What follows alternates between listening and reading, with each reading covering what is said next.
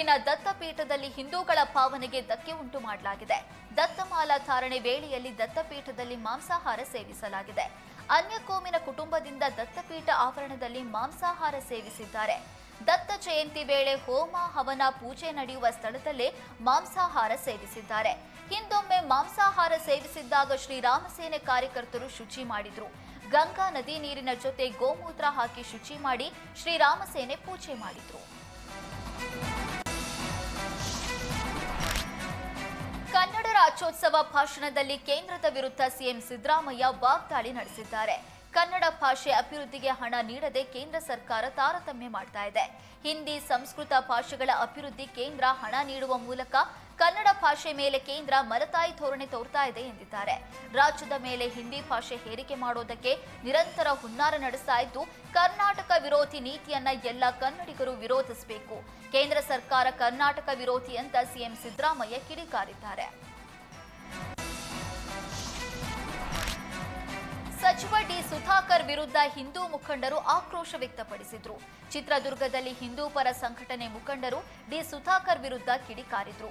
ಸಾದಿಕ್ ನಗರ ಬಡಾವಣೆಯಲ್ಲಿ ಮಸೀದಿ ನಿರ್ಮಾಣಕ್ಕೆ ಹಿಂದೂ ಮುಖಂಡರು ವಿರೋಧ ವ್ಯಕ್ತಪಡಿಸ್ತಾ ಇದ್ದಾರೆ.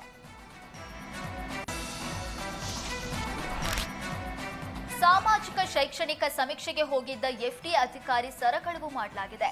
ಬೆಂಗಳೂರಿನ ಬಾಲಾಜಿ ಲೇಔಟ್ನಲ್ಲಿ ಘಟನೆ ನಡೆದಿದೆ. ಮನೆ ಗೇಟ್ ಬಳಿ ನಿಂತು ಮಾಹಿತಿ ಪಡೆಯುವಾಗ ಸರ ಕದ್ದ ಕಳ್ಳರು ಎಸ್ಕೇಪ್ ಆಗಿದ್ದಾರೆ. ಗುರುವಾರ ಬೆಳಗ್ಗೆ ಬಾಲಾಜಿ ಲೇಔಟ್ನಲ್ಲಿ ಎಫ್ಡಿ ಅಧಿಕಾರಿ ರೂಪಾದೇವಿ ಸಮೀಕ್ಷೆ ಮಾಡ್ತಾ ಇದ್ರು. ಮನೆಯೊಂದರ ಗೇಟ್ ಬಳಿ ನಿಂತು ಮಾಹಿತಿ ಪಡಿತಾ ಇದ್ರು. ಈ ವೇಳೆ ಬೈಕ್ನಲ್ಲಿ ಬಂದ ಇಬ್ಬರು ಕಳ್ಳರು ಎಫ್ಡಿ ಅಧಿಕಾರಿಯ ಸರ ಕಿತ್ತು ಪರಾರಿಯಾಗಿದ್ದಾರೆ. 5 ಲಕ್ಷ ಮೌಲ್ಯದ 50 ಗ್ರಾಂ ಸರ ಕಸಿದು ಸರ ಕಳ್ಳರು ಎಸ್ಕೇಪ್ ಆಗಿದ್ದಾರೆ. ಕಳ್ಳರ ಕೈಚಳಕ ಸಿಸಿಟಿವಿಯಲ್ಲಿ ಸೆರೆಯಾಗಿದೆ. ಬ್ಯಾಡರಹಳ್ಳಿ ಠಾಣೆಗೆ ಎಫ್ಡಿ ಅಧಿಕಾರಿ ರೂಪಾದೇವಿ ದೂರು ನೀಡಿದ್ದು, ಖದೀಮರಿಗಾಗಿ ಪೊಲೀಸರು ಬಲೆ ಬೀಸಿದ್ದಾರೆ.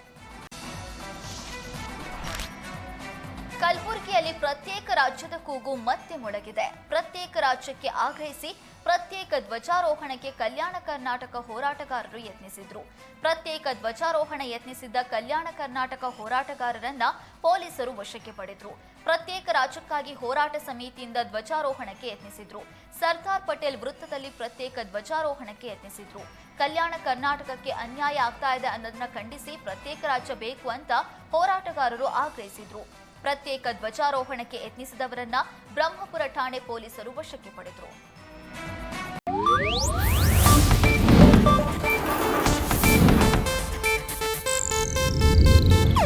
ಇದು ಏಷ್ಯಾನೆಟ್ ನ್ಯೂಸ್ ನೆಟ್ವರ್ಕ್ ಪ್ರಸ್ತುತಿ.